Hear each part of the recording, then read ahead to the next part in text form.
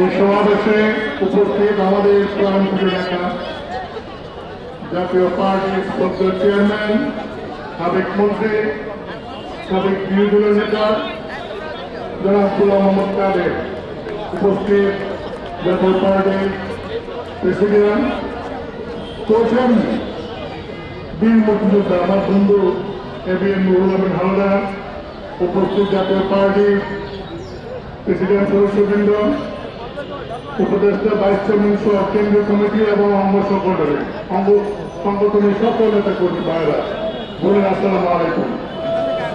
আজকে প্রথমে আমি জাতীয় পার্টির প্রতিষ্ঠাতা দিবসে যিনি এই দলটি প্রতিষ্ঠা করেছিলেন 1986 সালের 1 জানুয়ারি সাবেক রাষ্ট্রপতি মরহুম আলহাজ হুসেইন মোহাম্মদ সাহেবের আত্মার প্রতি শ্রদ্ধা জ্ঞাপন করছি।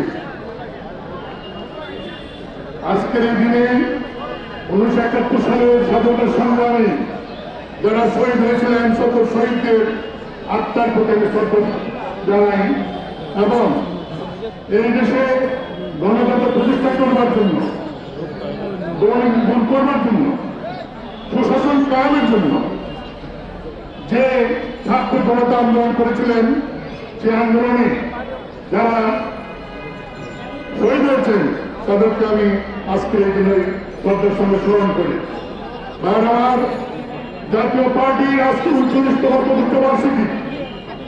আমরা এরশাদের সৈনিক, কখনই আমরা বিশৃঙ্খলা বিশ্বাস করি না, আমরা কোনো অনিয়ম বিশ্বাস করি না, আমরা শান্তিপূর্ণ রাজনীতি বিশ্বাস করি। সে আলোকে আমরা ফরমালি মেট্রোপলিটন পুলিশ কমিশনের কাছে দরখাস্ত করেছিলাম, ডিপ্লোমা ইঞ্জিনিয়ারিং ইনস্টিটিউটে আমরা বুকিং দিয়েছিলাম যে আমরা প্রতিষ্ঠা বার্ষিকী উপলক্ষে একটা আলোচনা শুরু করবো। আমাদেরকে মৌখিকভাবে অনুমতি দেওয়া হয়েছিল, আমরা প্রস্তুতি নিয়েছিলাম, কিন্তু গতকালকে সন্ধ্যার পর আমাদেরকে বলা হলো আমরা সেই সভা করতে পারবো না। আমি জানি না আমরা কি অপরাধ করেছি। আমরা নিয়ম মেনে দরখাস্ত করেছিলাম এবং সরকারের পক্ষ থেকে আমাদেরকে মৌখিকভাবে অনুমোদন দেওয়া হয়েছিল। তারপর কি কারণে আমাদের মিলিং করতে দেওয়া হলো না, নিষেধ করা হলো, সেই কারণটি এখন পর্যন্ত আমরা জানতে পারি নাই। ভাই বোনেরা, অনেক আশা নিয়ে, অনেক ভরসা নিয়ে যখন ছাত্ররা তাদের বৈষম্য বিরোধী দাবি নিয়ে 1 জুলাই আনুষ্ঠানিকভাবে কর্মসূচি ঘোষণা করে, সেই জুলাই 1 তারিখে ছাত্রদের কর্মসূচিকে সমর্থন দিয়ে আজকের যিনি জাতীয় পার্টির চেয়ারম্যান গোলাম মোহাম্মদ কাদের পার্লামেন্টে জাতীয় সংসদে জুলাই 3 তারিখে তিনি 5 মিনিট বৈষম্য বিরোধী যে ছাত্রদের পক্ষে, তাদের আন্দোলনের পক্ষে যৌক্তিকভাবে সংবিধানে উল্লেখ করে তিনি সমর্থন দিয়েছিলেন। আমাদের জানামতে আর কোন জাতীয় নেতা এইভাবে সেই আন্দোলনের সমর্থন দেন এবং জুলাই 28 তারিখে জাতীয় পার্টির যৌথ সভায় আমরা সিদ্ধান্ত নিয়ে প্রেস কনফারেন্স করে সেই আন্দোলনে আমরা সমর্থন দিই। আমাদের রংপুরের মেয়র এবং সেখানকার ছাত্ররা আন্দোলন করতে গিয়ে 2 জন শহীদ হয় এবং অনেকে গ্রেফতার হয়। ছাত্রদের যে আন্দোলন আমরা সমর্থন দিয়েছিলাম, কারণ সেটা ছিল এই দেশের সকল মানুষের সমর্থনে একটি কর্মসূচি। এবং পরবর্তী সময়ে আমরা মাননীয় প্রধান উপদেষ্টাকে আমাদের চেয়ারম্যান নেতৃত্বে দেখা করে আমরা তাকে আশ্বস্ত করেছিলাম যে আপনি এই দেশের গণতন্ত্র প্রতিষ্ঠিত করবার জন্য, এই দেশে একটি ভালো ভোটের ব্যবস্থা করার জন্য এবং প্রয়োজনীয় সংস্কার করার জন্য যা যতটুকু সমর্থন জাতীয় পার্টির পক্ষ থেকে আপনাদের প্রতি আমাদের সমর্থন থাকবে। কিন্তু আমরা জানি না কি উদ্দেশ্য কারণে আজকে আমাদেরকে সংবাদ করতে দেওয়া হয় নাই। আমি একটি কথাই বলব,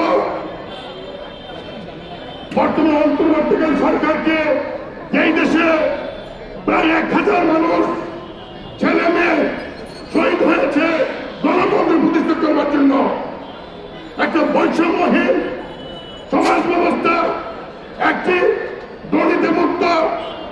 শাসন, দেশে দুর্নীতি বন্ধ করার জন্য, মানুষের বাক স্বাধীনতাকে বিকাশ করার জন্য রাজনৈতিক দলগুলিকে তাদের কর্মকাণ্ড সুষ্ঠুভাবে নিরপেক্ষভাবে পরিচালনা করার জন্য এই সরকার কমিটেড কাছে। তাই আমরা কেন, যেহেতু আমরা রাজনৈতিক দল নিষিদ্ধ নই, তাই আমরা কেন এই সরকারের সময় এই গণতান্ত্রিক ব্যবস্থা কায়েমের জন্য যে সরকার চেষ্টা করে যাচ্ছেন, তাদের আমলে কেন আমরা এই বৈষম্যের শিকার হচ্ছি, এটা আমরা জানতে চাই সরকারের কাছ থেকে। আমি আজকের দিনে স্মৃতিকে বলবো, জাতীয় পার্টি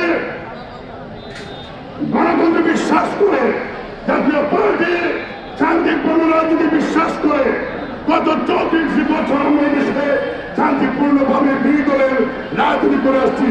আমরা আগামীতে এই দেশের মানুষের মুক্তির জন্য, এই দেশের মানুষের স্বাধিকারের জন্য, এই দেশের সমস্ত গণতান্ত্রিক প্রতিষ্ঠান, সাংবিধানিক প্রতিষ্ঠানকে প্রতিষ্ঠিত করবার জন্য যে কোনো প্রয়োজনে যদি সরকার ডাক দেন, জাতীয় পার্টির চেয়ারম্যান গোলাম মোহাম্মদ কাদের নেতৃত্বে আমরা সহযোগ করতে রাজি আছি। এই বলে আমি আমার দলের চেয়ারম্যান জনাব গোলাম মোহাম্মদ কাদেরকে বক্তব্য রাখার জন্য অনুরোধ জানাচ্ছি। জনাব গোলাম মোহাম্মদ কাদের।